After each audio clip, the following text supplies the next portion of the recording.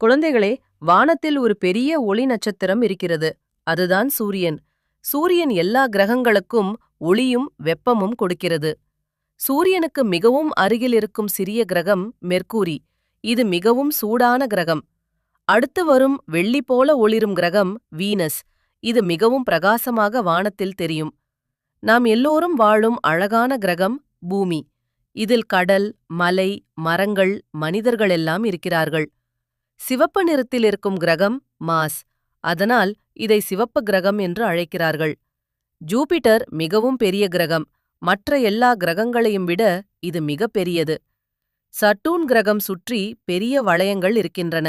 அதனால் இது மிகவும் அழகாக தெரிகிறது.